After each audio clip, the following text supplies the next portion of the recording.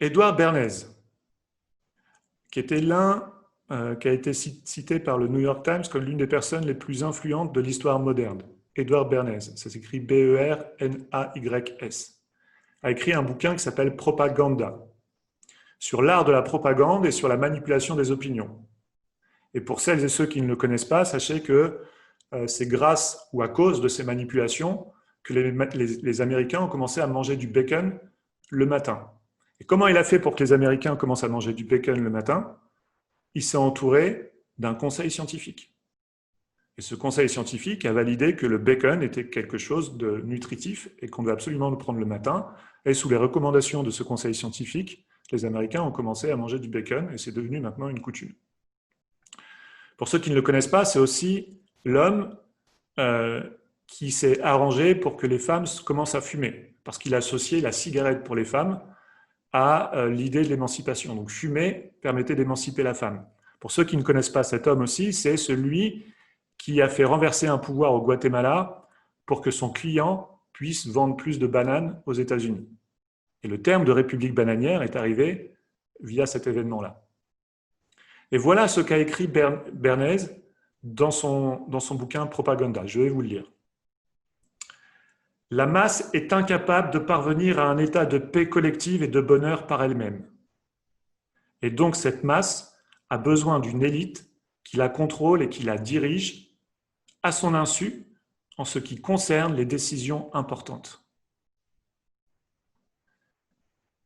Cette croyance, je pourrais même l'appeler un sophisme, sur l'humain est la négation même de ce qui fait le ciment de toute belle relation. Ceux qui ont déjà vu mes précédentes conférences savent de quoi je parle sur les belles relations.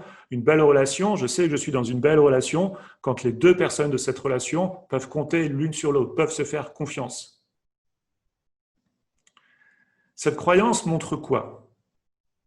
Ça montre qu'un dirigeant, une élite ou un manager a peur des personnes qui dirigent, a peur de la masse. Le management par la peur est une conséquence des propres peurs de ce manager.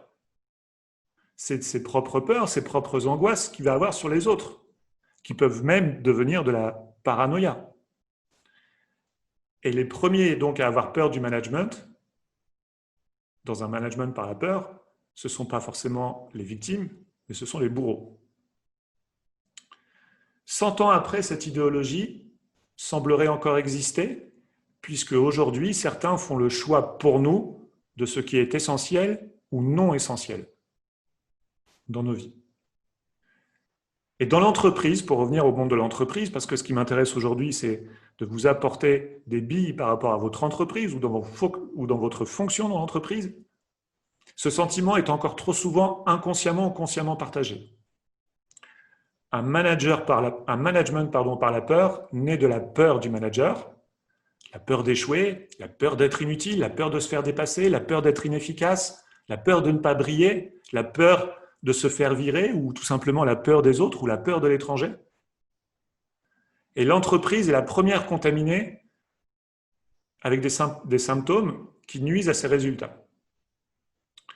39% des cadres sont en méfiance de leur direction, de leur organisation ou de leur institution. C'est une enquête qui a été réalisée par TNS Sofres. Et la méfiance est le premier stade du manque de confiance. À ce stade, ces cadres se contenteront d'en faire un minimum et seront désengagés avec évidemment de grosses conséquences sur leur moral, le moral de leurs équipes et sur les résultats. 40%, pour vous donner un ordre d'idée, vous êtes 400 inscrits à ce webinaire aujourd'hui, ça fait parmi vous 160 personnes qui sont en méfiance vis-à-vis de leur N+1 ou vis-à-vis de leur direction, vis-à-vis de leur organisation. Et je ne parle même pas au niveau du gouvernement.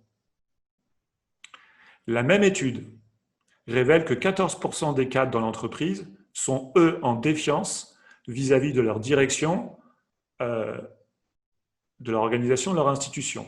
La défiance est le stade ultime du manque de confiance. Quand vous êtes en défiance, vous ne vous contentez plus de ruminer, mais vous agissez pour miner de l'intérieur votre organisation. Donc finalement, pour plus d'un cadre sur deux, le choix se limite à fuir que ce soit une fuite passive ou une démission, ou à nuire. Et le mal est là. Et il est pervers, car en considérant l'autre, que ce soit un collaborateur, une équipe ou un peuple, comme étant incapable de penser, de comprendre ou d'agir, il crée le résultat qui permettra de justifier sa raison d'être. C'est tout l'effet pervers du management par la peur. Et plus le management par la peur prend de l'importance, plus il provoquera des comportements qui justifieront son emploi. Mais cet état de fait ne doit pas être une fatalité. Et se plaindre sans agir donnera force à cette idée qu'on est incapable de penser par nous-mêmes.